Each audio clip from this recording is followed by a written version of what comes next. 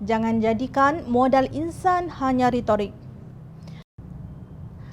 Penularan COVID-19 mendedahkan betapa buruknya sikap majikan-majikan di Malaysia yang selama ini mengutamakan pekerja asing berbanding dengan pekerja tempatan. Hari demi hari, kita didedahkan dengan data dari Kementerian Kesihatan Malaysia bahawa kita berhadapan dengan penularan wabak itu dalam kalangan pekerja asing. Keadaan ini berlaku ada kaitannya dengan keadaan penempatan mereka yang sesak yang disediakan oleh para majikan yang tamak dan hanya mementingkan keuntungan semata-mata. Setiausaha Agung Kongres Kesatuan Sekerja Malaysia MTUC J. Solomon baru-baru ini mengecam Kerajaan Pimpinan Perikatan Nasional kerana menangguhkan pelaksanaan pindaan Akta Standard Minimum Perumahan dan Kemudahan Pekerja 1990 dari 1 Jun ke 1 September. Pindaan akta tersebut telah diluluskan oleh Dewan Rakyat pada 15 Julai 2019. Kata Menteri Sumber Manusia ketika itu, M. Kulasegaran, pindaan itu dibuat sebagai memenuhi janji Kerajaan Pakatan Harapan bagi memastikan perlindungan hak pekerja di Malaysia setara dengan piawaian antarabangsa. Bagaimanapun, dari sudut lain, MTUC melihat Menteri Sumber Manusia tidak mampu menjaga kebajikan pekerja dan hak kesatuan. Presiden MTUC, Datuk Abdul Halim Mansor berkata, menteri sebelum ini gagal memperjuangkan hak dan kebajikan pekerja, khususnya dalam tindakan meluluskan pindaan kepada Akta Perhubungan Perusahaan IRA. Beliau gagal mengadakan rundingan dengan Majlis Penasihat Buruh Kebangsaan MLAC yang diwakili oleh MTUC dan Persekutuan Majikan-Majikan Malaysia MEF, malah beberapa kali membelakangkan semangat privatism yang terkandung dalam Piagam Pertubuhan Buruh Antarabangsa ILO. Beberapa pindaan IRA yang dipersetujui sudah diluluskan Parlimen Oktober lalu yang dilihat akan membawa kepada tindakan memecah belah kesatuan serta melemahkan gerakan Kesatuan Sekerja Malaysia, katanya seperti dipetik Berita Harian.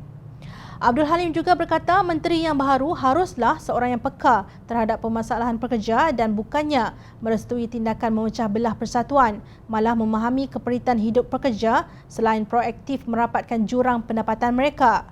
Adakah MTUC akan mendapat apa yang mereka impikan untuk pekerja-pekerja swasta di Malaysia? Tidak.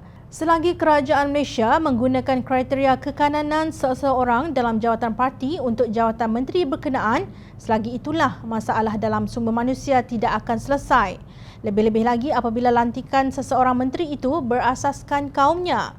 Menteri Sumber Manusia kini, M. Saravanan, merupakan timbalan Presiden MIC.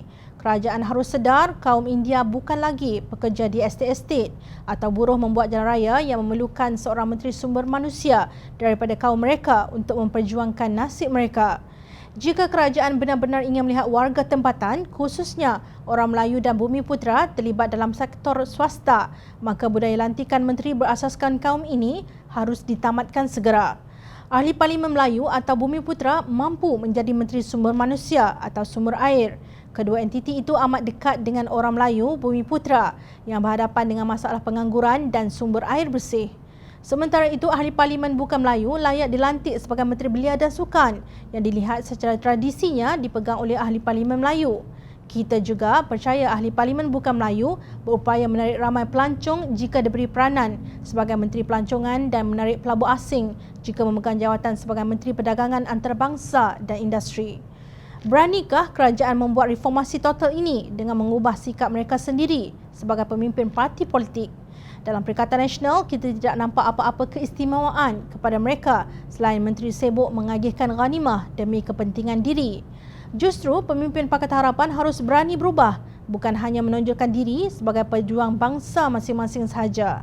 Kita tidak mahu individu seperti pemimpin Hindraf, Simpatisan The Liberation Tigers of Tamil Eelam, LTTE, Parti Komunis Melaya, PKM, gerombolan Daesh, ISIS dan lain-lain dalam kerajaan.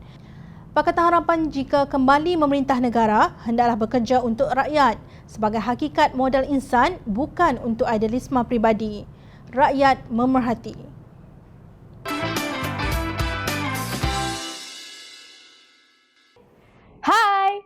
Jangan lupa klik kanan untuk rentasan berita, klik kiri untuk keratan berita dan jangan lupa untuk subscribe kami tau.